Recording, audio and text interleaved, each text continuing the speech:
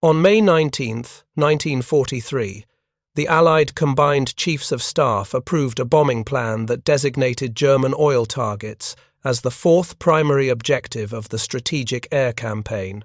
The directive included a specific contingency: attacks against Ploesti. Colonel Alfred Gerstenberg, the Luftwaffe commander responsible for defending Romania's oil fields, read the intelligence summaries coming from Berlin with professional interest. The Americans were building bomber forces in North Africa. That much was clear. What remained unclear was whether they had the audacity to actually strike Ploesti. The distance from Benghazi to the Romanian oil fields was 1,200 miles one way. That meant a 2,400-mile round trip over hostile territory, much of it controlled by German forces. No bomber formation had ever attempted a mission of that length and complexity. Gerstenberg calculated the odds. Even if the Americans tried, they would need perfect weather, perfect navigation, perfect coordination. Any mistake would be catastrophic. More importantly, Gerstenberg knew what the Americans did not. Ploesti was no longer an undefended industrial target. By mid-1943, the Romanian city had become the second most heavily defended location in all of Europe. Only Berlin had more anti-aircraft guns. Gerstenberg commanded 237 heavy anti-aircraft guns positioned in rings around the refineries. These were 88mm guns, the same weapons that had destroyed British armour in North Africa. Against aircraft, they were devastating. Each gun could fire 15 rounds per minute to an altitude of 32,000 feet. But Gerstenberg had not stopped with heavy guns. If you're enjoying this deep dive into the story, hit the subscribe button and let us know in the comments from where in the world you are watching from today. He positioned hundreds of lighter weapons throughout the refinery complex. 20mm and 37mm automatic cannons capable of tracking low-flying aircraft. Machine gun nests on rooftops. Even the refinery workers carried rifles. The defences extended beyond guns. Gerstenberg deployed barrage balloons tethered by steel cables around the most critical installations. The cables could slice through aircraft wings like a blade through paper. He installed smoke generators that could obscure the entire refinery complex within minutes. He coordinated with Romanian and German fighter squadrons stationed at nearby airfields, and he drilled his forces relentlessly. By June of 1943, defending Ploesti had become Gerstenberg's obsession. The refineries processed 1/3 of all crude oil available to Germany. Without Ploesti, the Wehrmacht could not sustain mobile warfare. Tanks would sit immobile. Aircraft would remain grounded. The German war machine ran on Romanian oil, and Gerstenberg commanded the garrison protecting Germany's fuel supply. On the other side of the Mediterranean, planning for Operation Tidal Wave proceeded, despite mounting concerns from experienced bomber commanders. Colonel Jacob Smart, one of the Army Air Force's brightest staff officers, had conceived the mission. Smart understood Ploesti's strategic importance. He also understood that high-altitude precision bombing would not work. The refineries were too well defended. German radar would detect incoming bombers hours before they arrived. Fighters would climb to intercept. Anti-aircraft guns would fill the sky with exploding steel. A conventional high-altitude attack would face prepared defences and suffer terrible losses for minimal damage. Smart proposed something radical: a low-level attack. Bombers would approach Ploesti at treetop height, below German radar coverage. They would strike the refineries from 200 to 800 feet altitude, dropping bombs with delayed fuses that would allow the attacking aircraft to escape before detonation. Speed and surprise would replace altitude and defensive firepower. The plan terrified experienced bomber crews. Lieutenant Colonel John Kane, commander of the 98th Bomb Group, called it the product of some idiot armchair warrior in Washington. Kane was not being disrespectful. He was being accurate. Flying heavy bombers at low altitude required constant attention and precise coordination. Formation flying became exponentially more dangerous when trees, buildings, and power lines filled the landscape.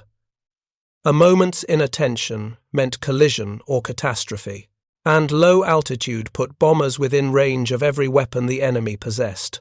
Not just anti-aircraft guns, but machine guns, rifles, even pistols. Every German and Romanian soldier on the ground could shoot at aircraft passing overhead.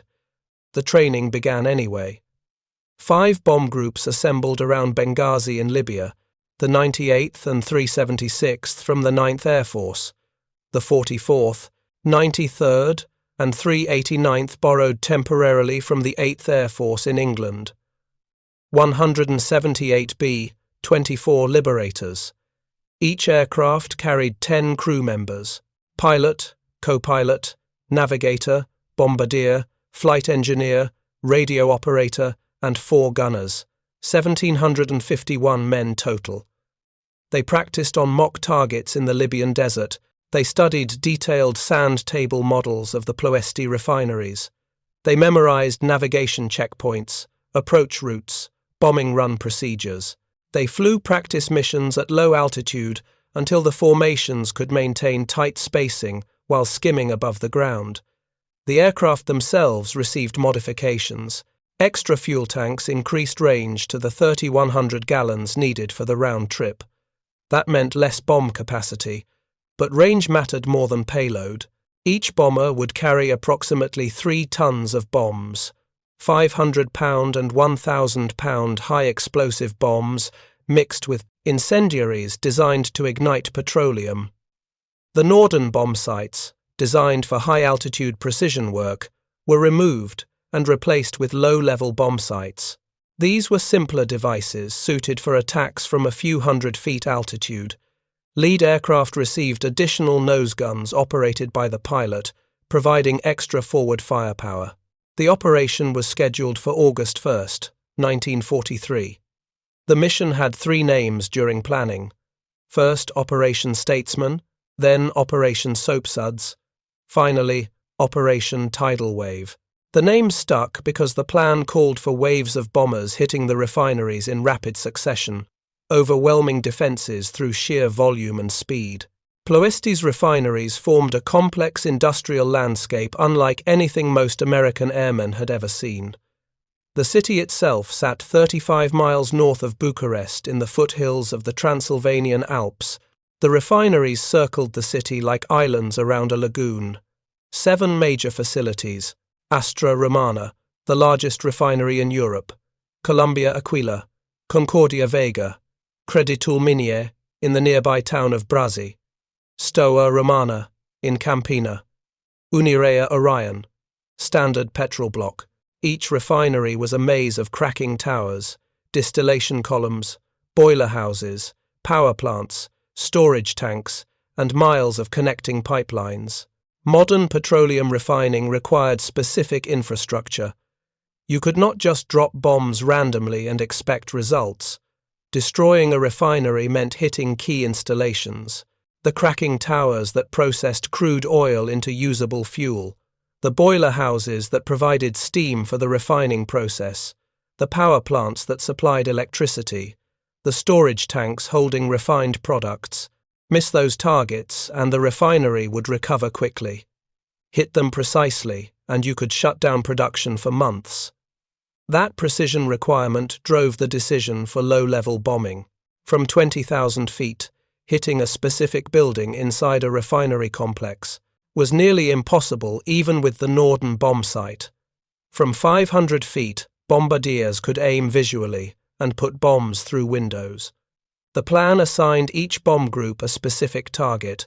The 376th Bomb Group would strike first, hitting the Romana Americana refinery from the north. The 93rd would follow, attacking Columbia Aquila. The 98th would hit Astra Romana and associated refineries, the complex's most important targets. The 44th would strike Creditul Minier in Brazzi. The 389th would attack Steaua Romana in Campina. All groups would hit their targets simultaneously, creating maximum confusion and overwhelming the defences through coordinated strikes from multiple directions. On paper, the plan was elegant. In practice, it required split-second timing and flawless execution. The bomber stream would stretch 20 miles from first aircraft to last. Maintaining formation over 1,200 miles of flight would be difficult. Navigation had to be perfect. One wrong turn would put formations over the wrong targets or spread them out so they arrived piecemeal instead of simultaneously, and nobody knew exactly what the defences around Ploesti looked like. Intelligence estimates suggested moderate anti-aircraft presence. The truth was far worse, but the Americans would discover that only when the shooting started. On the evening of July 31st, 1943, the crews received their final briefing. Mission commanders spread maps across tables in Quonset huts scattered around the Benghazi airfields. They reviewed the route: north across the Mediterranean, cross the Greek coast near Corfu, fly northeast across Albania's Pindus Mountains, cross southern Yugoslavia, enter Romania from the southwest, turn east toward Ploesti. The entire route maintained strict radio silence. Navigation would be visual, following landmarks rehearsed during training. Weather forecasters predicted scattered clouds, but acceptable flying conditions. Fighter escorts would be impossible. The distance exceeded the range of available fighter aircraft. The bombers would be on their own from takeoff to landing. Brigadier General Uzal Ent, mission commander, addressed the assembled crews. He told them Ploesti refineries supplied 60% of Germany's refined oil. Destroying this target would strike a critical blow to the German war effort. It might shorten the war by 6 months. Success required courage, discipline, and precision. Losses were expected. Some aircraft would not return. But the mission's importance justified the risk. The briefing ended near midnight. Crews tried to sleep. Most could not. They checked equipment, wrote letters home, talked quietly among themselves. At 0200 hours on August 1st, the wake-up call came. Breakfast at 0230, final equipment checks at 0300, engines started at 0400. The sun had not yet risen when the first B-24 began its takeoff roll. Dust kicked up by propeller wash reduced visibility to almost nothing. The air was thick with fine sand that choked engines already straining under maximum fuel and bomb loads. One aircraft, Kickapoo from the 389th Bomb Group, crashed during takeoff. The crew survived. The mission continued. 177 bombers lifted off successfully and formed up over the desert. The sun rose as the formation turned north toward the Mediterranean. From the ground, the sight was impressive. Nearly 200 heavy bombers in precise formation, flying low over the water to avoid radar detection. Each aircraft carried 10 men, 3 tons of bombs, and enough fuel for a flight that would last nearly 14 hours if everything went perfectly. Colonel Keith Compton led the 376th Bomb Group at the formation's head. The 93rd followed, then the 98th under Colonel John Kane, the 44th under Colonel Leon Johnson. Finally, the 389th under Colonel Jack Wood. The bomber stream stretched nearly 20 miles from lead to trailing aircraft. They crossed the Mediterranean without incident. The Adriatic Sea appeared below them. Then, disaster struck. Wongo, aircraft number 28 from the 376th Bomb Group, began flying erratically. Lieutenant Brian Flavel, the pilot, fought for control. Something had failed. Hydraulics, controls, nobody knew. The bomber pitched violently, then plunged into the Adriatic. Lieutenant Guy Iovine, piloting Desert Lily, broke formation and descended to search for survivors. He found none. Wongo sank quickly. All 10 crew members were lost. Iovine's aircraft became lost and could not rejoin the formation. It returned to Libya. The loss of Wongo was more than tragic. Then, clouds appeared. Not the scattered clouds forecast, but solid cloud banks that obscured the ground. The formation entered the clouds, visibility dropped to zero.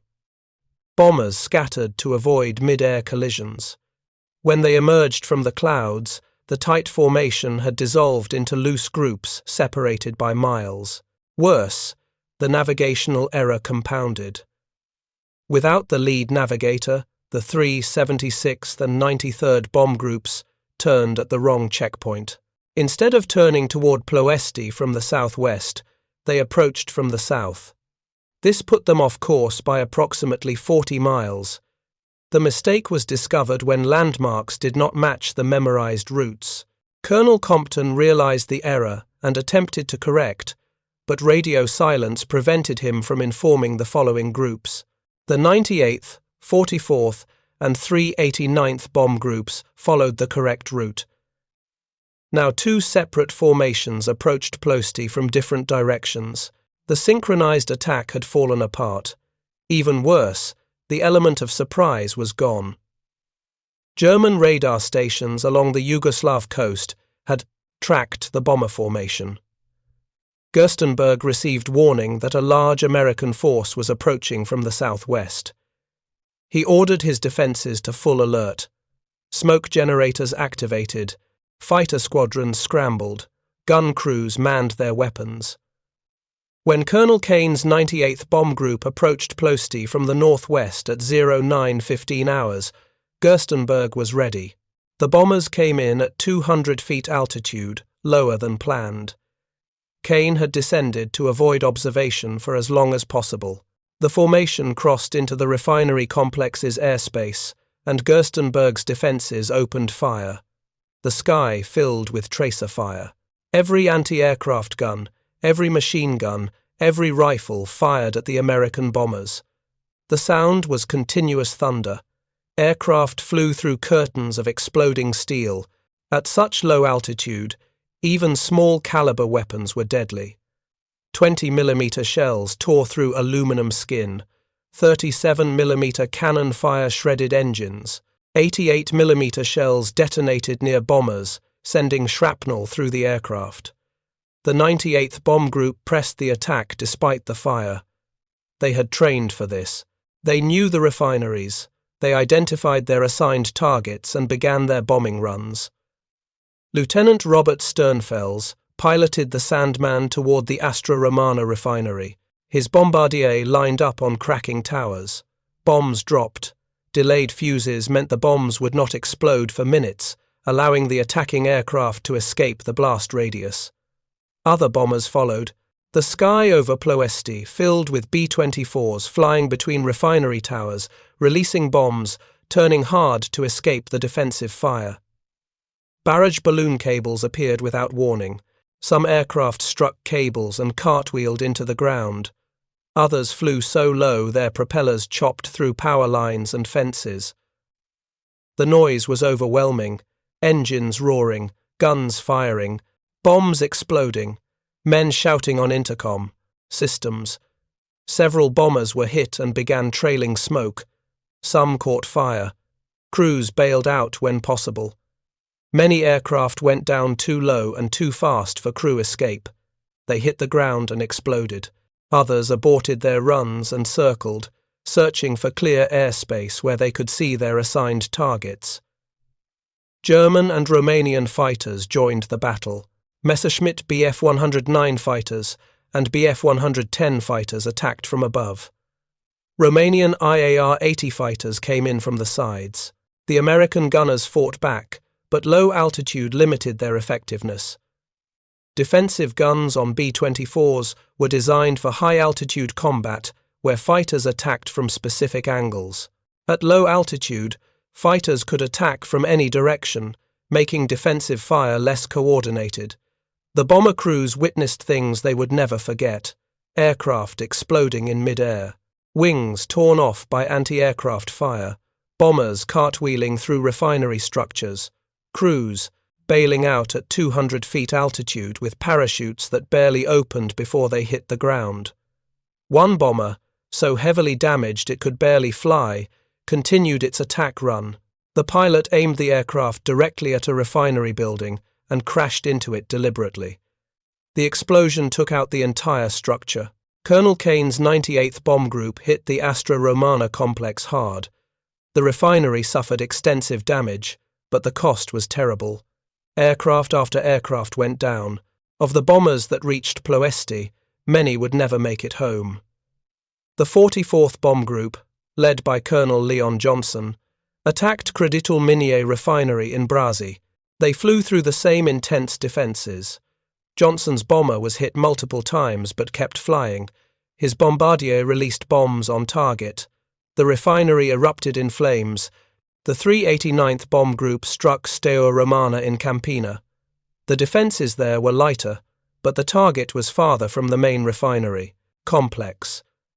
Getting there meant extra flight time under fire. Several bombers went down before reaching Campina. Those that arrived completed their bombing runs successfully. Meanwhile, the 376th and 93rd Bomb Groups, having approached from the wrong direction, found themselves attacking targets already obscured by smoke from the earlier waves. Some crews could not identify their assigned refineries through the dense black clouds. Another flew with one engine completely destroyed, a second engine damaged, and the hydraulic system shot out. A third had the nose section shredded by cannon fire, killing the bombardier and navigator. The pilot kept flying because the alternative was bailing out over enemy territory. The return flight became a test of endurance. Damaged bombers struggled to maintain airspeed.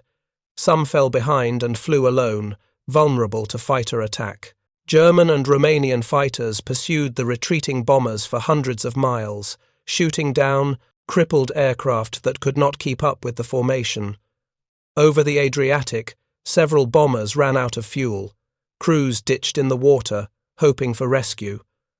Some were picked up by Allied ships or aircraft, others drowned waiting for help that never came. A few aircraft diverted to Turkey, which was neutral. The crews were interned for the duration of the war. As darkness fell on August 1st, the surviving bombers began landing at Benghazi. Ground crews counted aircraft. 92 bombers returned to Libya.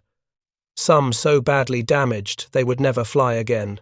Of the 177 bombers that left Benghazi that morning, 54 were destroyed or interned in Turkey. The losses translated to approximately 540 crew members. 310 were killed, 130 were wounded, 100 were captured or interned. It was the second worst loss of men and aircraft the United States Army Air Forces had suffered in a single mission. The human cost was staggering. Entire crews lost. Friends who had trained together for months, gone. The psychological impact on survivors was profound. Many experienced what would later be called post-traumatic stress. Columbia Aquila Refinery was devastated. The damage was so severe that complete rebuilding would be necessary before it could resume operations. Creditul Minier in Benghazi sustained heavy damage. Several other refineries showed moderate damage from bombs and fires. The initial assessment estimated 40% of Ploesti's refining capacity had been destroyed. Allied planners celebrated. At that rate, Germany's fuel supply would be crippled.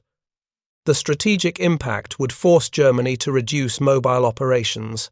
Maybe the raid had achieved its objective despite the terrible losses. Then the truth emerged. The Germans mobilized thousands of forced laborers to repair the damage. They brought in equipment, materials, and expertise from across occupied Europe. They worked around the clock. Within weeks, most refineries had restarted production. By September, Ploesti was refining more oil than before the raid. How was this possible? Several factors explained the rapid recovery. First, many refineries had been operating below maximum capacity before the raid. When damaged facilities came back online, they ran at higher output to compensate. Second, the bombs had not hit all the critical installations. Some boiler houses survived. Some cracking towers remained operational. As long as any processing capacity existed, the refineries could produce fuel. Third, petroleum refining equipment was robust. A cracking tower could be damaged but still function if the core structure remained intact. Pipes could be replaced quickly. Boiler houses could be patched. Only total destruction put a refinery permanently out of operation, and total destruction required more bombs than Operation Tidal Wave had delivered. Fourth, the Germans were exceptionally good at industrial repair. They had learned from British bombing campaigns against German cities. They knew how to assess damage, prioritize repairs, find replacement parts, and bring systems back online with minimum delay. Ploesti received the full benefit of that expertise. The September assessment by Allied intelligence analysts was sobering. Quote, "No curtailment of overall product output." End quote. The raid had failed to achieve its strategic objective. Germany's fuel supply continued uninterrupted. The refineries were producing as much oil in September as they had in July. Operation Tidal Wave had cost 54 bombers and 500 crew members, but had not reduced German petroleum production. 5 men received the Medal of Honor for actions during the raid. Lieutenant Colonel Addison Baker and Major John Gerstad were awarded the medal posthumously for attempting to gain altitude so their crews could bail out after their bomber was fatally damaged. If you find this story engaging, please take a moment to subscribe and enable notifications. It helps us continue producing in-depth content like this. 56 Distinguished Service Crosses were awarded. 41 Silver Stars. Numerous other decorations for valor. The raid became known as Black Sunday. It was remembered as one of the bloodiest bomber missions in history, and German intelligence officers in Berlin studied the results with professional satisfaction. They had been correct. Ploesti's defenses were adequate. The American bombers had suffered terrible losses. The refineries had recovered quickly. The threat had been contained. But one German officer was not satisfied. Albert Speer, Germany's Minister of Armaments and War Production, read the reports on Ploesti with growing concern. Yes, the refineries had recovered. Yes, production continued. But what if the Americans came back? What if they mounted not one raid but a sustained campaign? What if they kept attacking month after month until the refineries were completely destroyed? Speer understood something that many German officers did not. Industrial warfare was about persistence. One raid could be repaired, 100 raids could not. The losses had shocked Allied leadership. 54 bombers represented nearly 1/3 of the attacking force. That loss rate was unsustainable. If every major mission suffered similar casualties, the bomber offensive would grind to a halt from lack of aircraft and crews. 8 months would pass before American bombers returned to Romanian airspace. During that time, the strategic situation changed dramatically. Allied forces captured airfields in southern Italy. This shortened the distance to Ploesti from 1,200 miles to approximately 600 miles. Fighter escorts became possible. New P-51 Mustang fighters had the range to accompany bombers all the way to Ploesti and back. The 15th Air Force was established with headquarters in Italy. This new command focused specifically on targets in southern Europe, including Romanian oil fields. By April 1944, the 15th Air Force had assembled 21 heavy bomber groups, approximately 1,000 B-17 Flying Fortresses and B-24 Liberators. General Nathan Twining commanded the 15th. He had studied the tidal wave results carefully. He understood that destroying Ploesti required sustained effort, not a single dramatic raid. His strategy was methodical. Attack the refineries repeatedly. Hit them again before they could fully recover from previous damage. Target not just the refineries but the transportation infrastructure that moved refined petroleum to Germany. Rail yards, pipelines, storage facilities, barges on the Danube River. Create cascading failures throughout the entire petroleum supply system. On April 5, 1944, the 15th Air Force launched its first attack against Ploesti. Many bombs fell within the refineries themselves, causing substantial damage despite the stated focus on rail yards. Ploesti's defences had grown stronger since August 1943.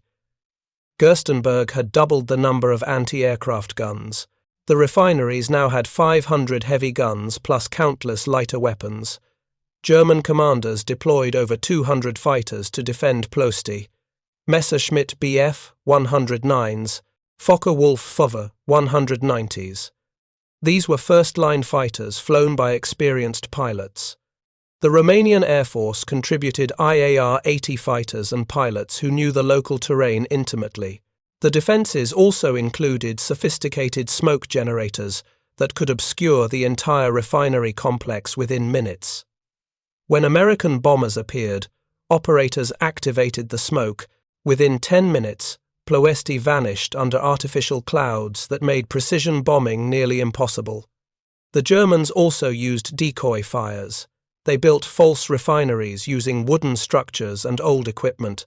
When American bombers approached, they lit fires at the decoy sites to draw bombs away from actual refineries. The tactic worked surprisingly well. Many bombardiers aimed at smoke columns thinking they marked functioning refineries. Their bombs hit empty fields or abandoned buildings. Despite these defences, the April 5th mission inflicted significant damage. Production at Ploesti dropped by 44% during April. The 15th Air Force returned on April 15th. Then April 24th. Each mission hit rail yards and refineries. Each mission caused damage that reduced output. The Germans repaired damage between raids, but they could not keep pace. Destruction accumulated faster than repairs progressed. May brought intensified attacks. The 15th Air Force flew multiple missions against Ploesti during May. On May 5th, all 5 bomb wings participated. 485 aircraft dropped approximately 1,200 tons of ordnance. The mission cost 18 bombers. The damage was substantial. Production dropped from 186,000 tons per month to 81,000 tons in May. That represented a 56% reduction in a single month. The raids continued through June. The defences remained fierce. Anti-aircraft fire was so intense that pilots described flying through steel curtains. Flak bursts created clouds of shrapnel that shredded aircraft. Many bombers returned with hundreds of holes. Some did not return at all. On June 10th, the 15th Air Force tried something different. 75 P-38 Lightning fighters conducted a special mission against Ploesti. Half carried 1,000-pound bombs. The other half provided escort. Throughout June and July, the 15th Air Force maintained relentless pressure. Multiple missions per week. Different approach routes to keep defences off balance. Bombing different reef-in. Eyries on different days to prevent effective repair prioritization. The Royal Air Force contributed. Night bombing missions. RAF Wellington, Halifax, and Liberator bombers from 205th Group struck Ploesti during darkness. They could not bomb as accurately as American daylight raids, but they prevented repair crews from working at night. The combined pressure worked. By late July 1944, Ploesti's refining capacity had collapsed. Production fell to 10% of pre-campaign levels. The refineries were still there. Buildings stood. Equipment existed. But the cumulative damage had created systemic failures. Power plants were damaged, so refineries could not generate steam.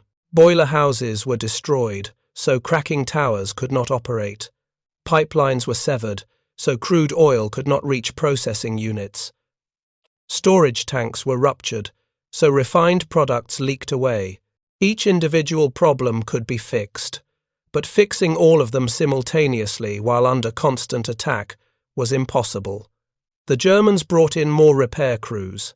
They diverted materials from other projects. They assigned higher priority to Ploesti repairs than to repairing German cities being destroyed by Allied bombing. Nothing worked. The bombing continued faster than repairs could progress. Then the strategic situation changed completely. On August 20th, 1944, the Soviet Union launched the Jassy-Kishinev offensive. Germany was losing on all fronts. Soviet forces were advancing toward Bucharest. American and British forces had liberated France. The war was decided. Continuing to fight for Germany meant Romania would be destroyed for no purpose. On August 23rd, King Michael of Romania staged a coup. He arrested Antonescu. He ordered Romanian forces to cease fighting the Soviets. He declared war on Germany. Romania switched sides. The change was immediate and total. Romanian fighters that had been shooting down American bombers began shooting down German aircraft. Romanian anti-aircraft guns that had defended Ploesti stopped firing. Romanian troops that had fought alongside Germans now fought against them. For Germany, the loss of Romania was catastrophic. Not because of Romanian military strength. Romania's army was competent, but not decisive. The catastrophe was losing Ploesti. On August 24th, Soviet forces entered the Ploesti region. By early September, Soviet troops occupied the refineries. The Third Reich's primary source of petroleum was gone. Albert Speer had feared this moment since 1943. He had warned Hitler repeatedly that Germany could not survive without Romanian oil. Hitler had dismissed the warnings. The Führer believed German fighting spirit would overcome material disadvantages. German synthetic fuel plants would compensate for lost petroleum. The war would be won through willpower and superior tactics. Speer knew better. By August 1944, Speer calculated that American and British bombing had already reduced German synthetic fuel production by 70%. Plants at Leuna, Politz, Merseburg, and dozens of other locations had been hit repeatedly. Some were destroyed, others operated at reduced capacity. Germany's total petroleum production in August 1944 was 42% of April's output. Losing Ploesti dropped it further. By September, Germany was producing approximately 30% of the fuel it had produced in April. 30%. That number meant Germany could not sustain mobile warfare. Tank divisions sat immobile because they lacked fuel for training exercises, let alone combat operations. The offensive's planning assumed German tanks would refuel from captured American supplies. When that assumption proved false, German tank divisions ran out of fuel and became stranded, easy targets for American artillery and airstrikes. By early 1945, fuel shortages affected everything. German pilot training programs collapsed because flight schools could not fuel training aircraft. New pilots received perhaps 20 flight hours before being sent to combat units. Compare that to American pilots, who received 200 hours of training. The disparity in skill was obvious in combat. German submarines could not conduct extended patrols because they lacked fuel. The U-boat threat that had nearly strangled British supply lines in 1942 had become negligible by 1945. Not because Germany lacked submarines, but because they could not fuel them for operational cruises. German factories producing tanks, artillery, and aircraft still functioned. Germany manufactured substantial quantities of war material through early 1945, but material without fuel was useless. Tanks sat in factory yards because there was no fuel to deliver them to frontline units. 11,000 tons for an entire nation conducting total war across multiple fronts. The collapse was total. Aviation gasoline production fell from 181,000 tons in March 1944 to 11,000 tons in January 1945, a 94% reduction. Refined petroleum production fell to 42.6% of April levels by August 1944. After losing Ploesti, it never recovered. The strategic impact was precisely what Albert Speer had warned Hitler about in May 1944. After the initial 8th Air Force raids on German synthetic fuel plants, Speer told Hitler, "The enemy has struck us at one of our weakest points. If they persist at it this time, we will soon no longer have any fuel production worth mentioning. Our one hope is that the other side has an Air Force General Staff as scatterbrained as ours." The Allies persisted. The bombing continued month after month. German fuel production collapsed. Speer's warning came true exactly as he had predicted. The cost to achieve this result was enormous. The human cost was staggering. Over 2,100 American airmen were lost during the Ploesti campaign. Some were killed instantly when their aircraft exploded. Others died slowly after being wounded, bleeding out before medical help could arrive. Many were captured and spent the remainder of the war in prisoner camps. Some evaded capture and made their way back to Allied lines with help from Romanian civilians or partisan groups. The losses were not evenly distributed. Some missions suffered terrible casualties. Others completed their attacks with minimal losses. The variation depended on weather, defensive intensity, navigation, accuracy, and luck. A bomber formation approaching through broken clouds might suffer heavy losses as fighters picked off individual aircraft. Another formation approaching in clear weather with good fighter escort might lose only 1 or 2 aircraft to anti-aircraft fire. Second Lieutenant David Kingsley, a bombardier in the 97th Bomb Group, flew a mission to targets near Ploesti on June 23, 1944. His B-17 was hit by anti-aircraft fire over the target. The aircraft caught fire. Fighters attacked, causing additional damage. The pilot ordered the crew to bail out. Kingsley discovered that one of the gunners had been severely wounded, and his parachute harness was destroyed. Without hesitation, Kingsley gave his own parachute to the wounded gunner. The gunner survived. Kingsley went down with the aircraft and was killed when it crashed. He was posthumously awarded the Medal of Honor. Stories like Kingsley's were repeated throughout the campaign. Men who gave their lives to save crew members. Pilots who stayed with damaged aircraft to give crews time to bail out. Gunners who kept firing at attacking fighters even after being wounded. The courage displayed over Ploesti was exceptional, but it was also typical of bomber crews throughout the war. They knew the odds. They knew the risks. They flew anyway because the mission mattered. German radar stations were destroyed faster than they could be rebuilt. The cumulative advantage favored the Allies because American industry provided a steady flow of replacement aircraft, trained crews, bombs, fuel, and ammunition. By contrast, German logistics became increasingly chaotic as 1944 progressed. The Ploesti campaign demonstrated that strategic bombing worked when applied persistently against critical targets. One raid could be repaired. Sustained campaigns created cumulative damage that overwhelmed repair capabilities. The key was identifying truly critical targets. Not every industrial complex mattered equally. Bombing ball-bearing factories, as the Allies did at Schweinfurt, had limited impact because ball bearings could be imported or substituted. Bombing oil refineries and synthetic fuel plants had decisive impact because fuel could not be substituted. Without fuel, nothing else mattered. Tanks were useless, aircraft were useless, trucks were useless. Modern mechanized warfare required petroleum, and Germany ran out. The numbers told the story. In April 1944, Germany produced 316,000 tons of petroleum products. By September 1944, production had fallen to 107,000 tons. By January 1945, production was 11,000 tons. The decline was steady and irreversible.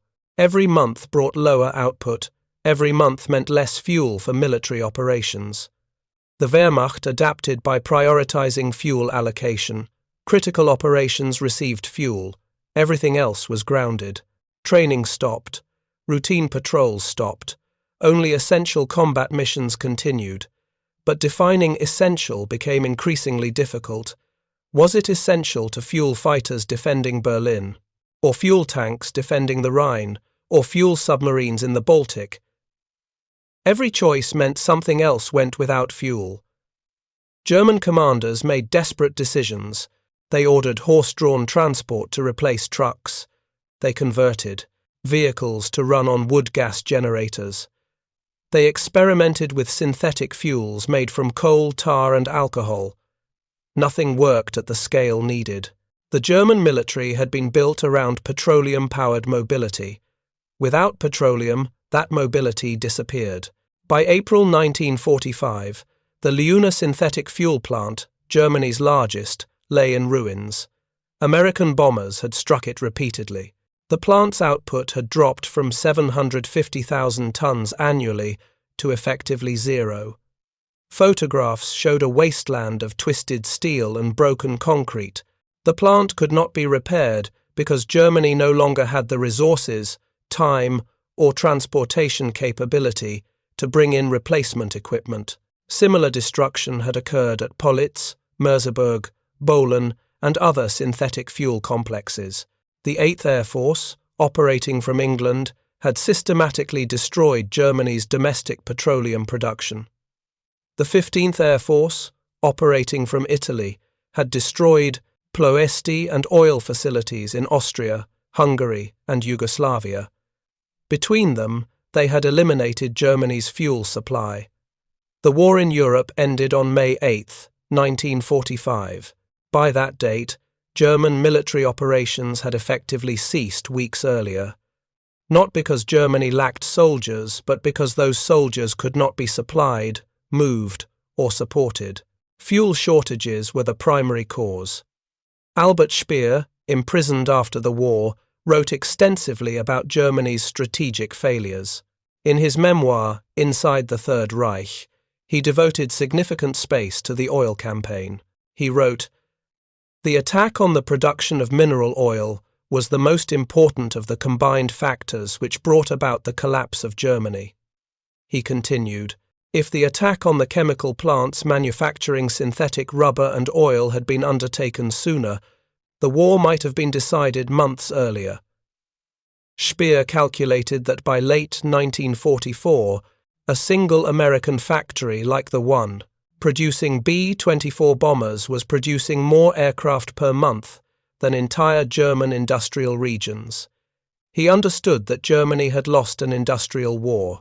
No amount of tactical brilliance or fighting spirit could overcome the material disparity. The lesson was clear. In modern warfare, industrial capacity determined outcomes more than battlefield tactics. Germany entered the war with some of the best-trained soldiers, the most experienced officers, and excellent equipment. Germany lost because it could not sustain production against opponents with larger industrial bases. The United States alone produced more war material than all Axis powers combined. When that industrial capacity focused on destroying critical German resources like petroleum, the result was inevitable. The Ploesti campaign was central to that outcome. When Operation Tidal Wave struck Ploesti on August 1, 1943, German defenders believed they had won. They had shot down 54 American bombers. They had inflicted terrible casualties. The refineries had recovered quickly. The threat seemed contained. What German intelligence officers failed to understand was that America could afford those losses. 54 bombers represented a week's production from American factories. 500 trained airmen could be replaced in a month. The Americans would return.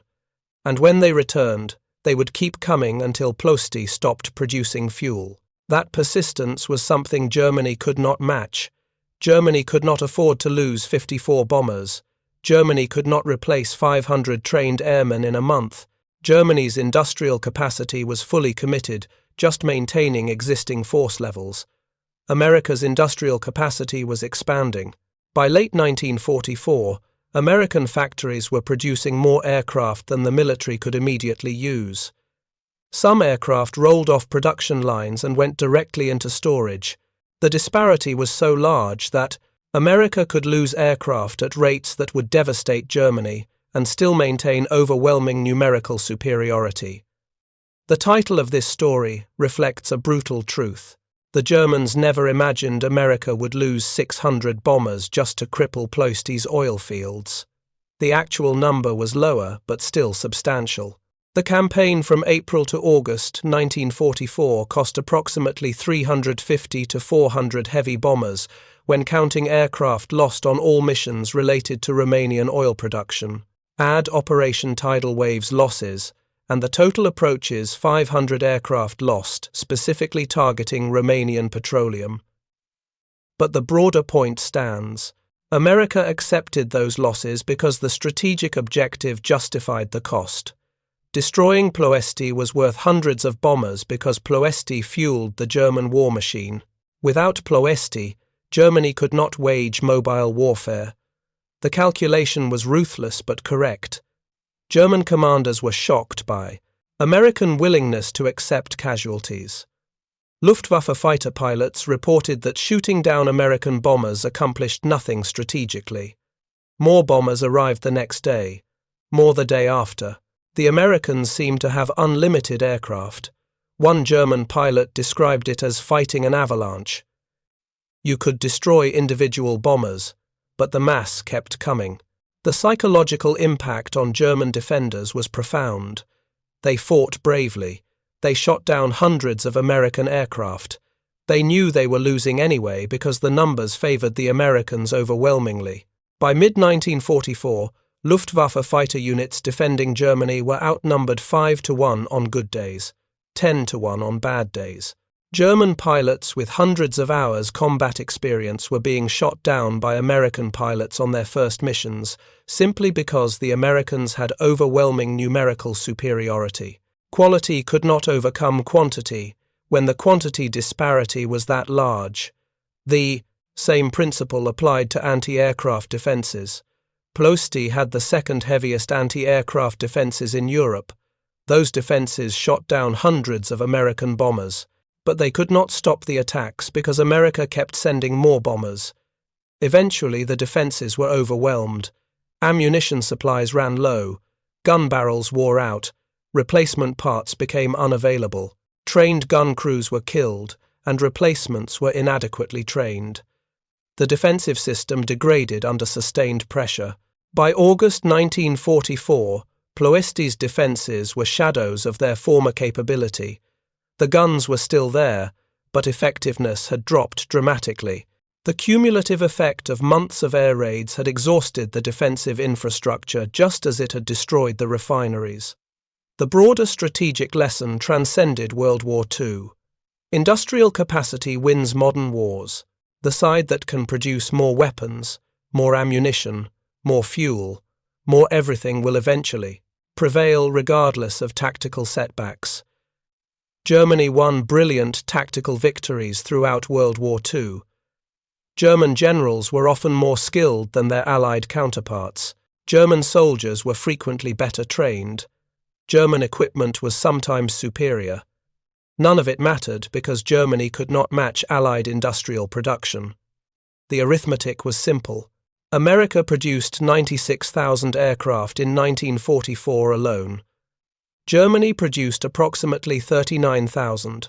The ratio was roughly 2-1. Losses that were sustainable for America were catastrophic for Germany. The petroleum campaign exemplified this principle perfectly.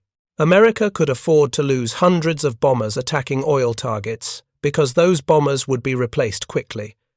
Germany could not afford to lose its oil supply because it could not be replaced at all. The strategic asymmetry was absolute. For military historians and strategists, Ploesti offers enduring lessons. First, identify and attack truly critical nodes in the enemy's war economy. Not every target matters equally. Focus on targets whose destruction creates cascading failures throughout the entire system. Oil was that target for Germany. Second, accept that strategic bombing requires persistence. Single raids rarely achieve lasting effects. Sustained campaigns create cumulative damage that overwhelms repair capabilities. Third, industrial capacity provides strategic flexibility.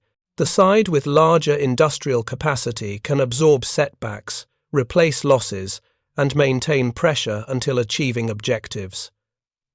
Fourth, logistics matter more than tactics. Tactical brilliance cannot overcome strategic resource shortages. Germany's tactical skill could not compensate for fuel shortages created by strategic bombing. For the men who flew those missions, the strategic calculations were abstract. They focused on immediate realities, surviving anti-aircraft fire, maintaining formation, hitting targets, getting home. The 5,674 sorties flown against Ploesti from April to August 1944 represented 5,674 individual missions where crews faced death. Each sortie was a separate test of courage. Some crews flew 10 missions against Ploesti, some flew 15, each time wondering if this mission would be their last. The psychological strain was enormous. Bomber crews had a finite number of missions they were required to fly before completing their tour of duty. Typically 25 missions initially, later increased to 35. Each mission survived was one step closer to going home. Each mission to Ploesti felt like rolling dice with death. Many crews developed rituals, lucky socks, specific pre-flight meals, prayers, anything that provided psychological comfort in the face of random violence. Because survival over Ploesti often came down to luck. A burst of anti-aircraft fire that missed your bomber by 5 feet hit the Prub, bomber flying next to you. A fighter attack that focused on another group left your group untouched. Clear weather that allowed accurate bombing also allowed German fighters to find you. Clouds that protected you from fighters made navigation harder. Every factor cut both ways. The crews adapted. They learned to trust their training. They learned to trust each other. They learned to focus on their jobs rather than the dangers surrounding them. Bombardiers focused on their bomb sites. Pilots focused on formation flying. Gunners scanned for fighters. Navigators tracked position. Each man did his job because the alternative was chaos. After the war ended, many veterans rarely spoke about their experiences. The memories were too intense, the losses too painful. Friends who never came back haunted survivors. Why did I survive when he died? The question had no answer. Survivor guilt affected many combat veterans. They had done nothing wrong. They had simply been fortunate enough to fly, missions when circumstances favored survival. The veterans who did speak about Ploesti described it as the most heavily defended target they ever attacked. Worse than Berlin, worse than Schweinfurt, worse than anywhere. The volume of anti-aircraft fire was unbelievable until you experienced it. The sky turned black with exploding shells. Metal fragments filled the air. Aircraft around you disintegrated. And you kept flying because turning back was not an option. The mission continued until you reached the target, dropped your bombs, and turned for home. Or you died trying.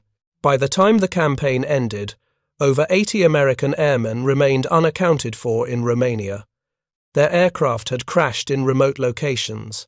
Their bodies were never recovered. Some were buried by Romanian civilians in local cemeteries. Others were never found. Decades after the war, the Defense POW MIA accounting agency began working with Romanian officials to locate crash sites and identify remains. The effort continues today. DNA testing has allowed several identifications. Families who waited 70 years finally learned what happened to their fathers, brothers, uncles. The remains were returned to America for burial with full military honors. Each identification brings closure to families but also reminds us of the cost. These men were in their early 20s. They volunteered to serve. They trained for months to become qualified bomber crew members. They flew dangerous missions over heavily defended targets. And they died thousands of miles from home, attacking refineries that most Americans had never heard of. Their sacrifice was not wasted. The oil campaign achieved its strategic objective. Germany's fuel supply collapsed. The Wehrmacht was paralyzed. The war in Europe ended months earlier than it would have otherwise. But for the families, the strategic success provided cold comfort. Their loved ones were gone. The legacy of Ploesti extends beyond World War II. The campaign demonstrated principles that remain relevant. Economic warfare works when focused on critical resources. Industrial capacity determines war outcomes in modern conflicts. Persistence matters more than single dramatic strikes. These lessons influenced American military doctrine for decades. During the Cold War, strategic air power planning focused heavily on attacking Soviet oil infrastructure. The belief was that destroying petroleum production and refining capability would cripple Soviet military operations, just as it had crippled Germany. Nuclear weapons changed the calculus, but the underlying strategic logic remained. In more recent conflicts, attacking fuel supplies and logistics infrastructure has been a consistent component of air campaigns. During Operation Desert Storm in 1991, coalition air forces struck Iraqi petroleum facilities, although post-war analysis suggested these strikes were less effective than hoped. The lesson from Ploesti was relearned. Oil. Infrastructure is resilient. Sustained attacks are necessary to create lasting damage. The story of Ploesti is ultimately about the collision between determination and industrial reality. Germany was determined to hold Ploesti. They fortified it heavily. They defended it fiercely. They repaired damage quickly.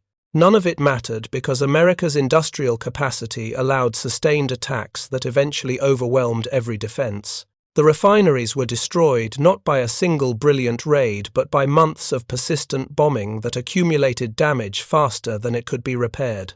The men who flew those missions understood they were part of something larger. They were cogs in an industrial war machine. Their individual contribution was one bomber, one mission, one set of bombs dropped. Multiply that by thousands of missions, and the cumulative effect was decisive. They could not see the strategic picture from their bombers. They saw flak, fighters, targets, home. The strategic impact emerged from the aggregate of all those individual missions. Historians debate whether strategic bombing won World War II. The answer is nuanced. Strategic bombing alone did not defeat Germany. Ground forces had to occupy territory. Naval forces had to control sea lanes. But strategic bombing created the conditions that made ground and naval operations successful. By destroying petroleum production, strategic bombing forced Germany into a defensive posture. Mobile warfare became impossible. Tactical flexibility disappeared. The Wehrmacht could not concentrate forces for counter-offensives because they lacked fuel to move divisions. Allied ground forces faced an enemy that was materially exhausted, still dangerous, still capable of inflicting casualties, but unable to conduct sustained operations. The Ploesti campaign was central to creating those conditions. When the last American bomber struck Ploesti in August 1944, the strategic objective had been achieved. Romania was switching sides. Soviet forces were occupying the refineries. German access to Romanian petroleum was severed permanently. The cost was approximately 350 to 400 bombers lost plus 54 from Operation Tidal Wave. Call it 450 to 500 aircraft total. 5,000 men killed, wounded, or captured. The exchange was brutal but strategically successful. Those aircraft and crews destroyed Germany's primary petroleum source. Without that petroleum, Germany could not fuel its war machine. The war ended 9 months after Ploesti fell. Would it have ended anyway? Eventually, yes. The strategic situation by August 1944 favoured the Allies overwhelmingly. But losing Ploesti accelerated Germany's collapse.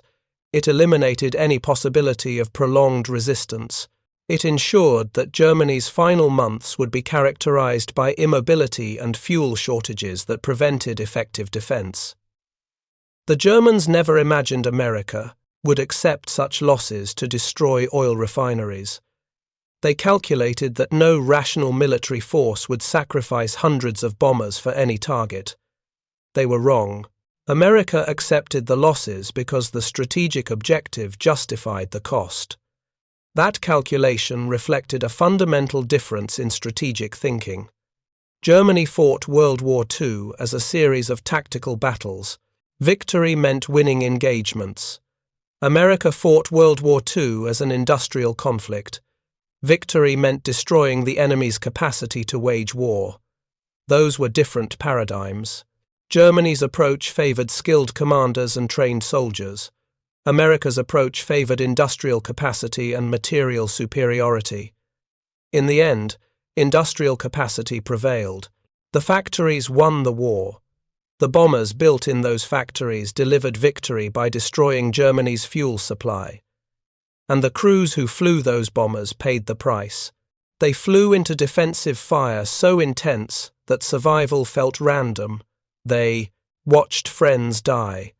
They completed missions knowing they would have to do it again tomorrow. They persevered because the mission mattered. Their sacrifice enabled victory. Thank you for watching. For more detailed historical breakdowns, check out the other videos on your screen now and don't forget to subscribe.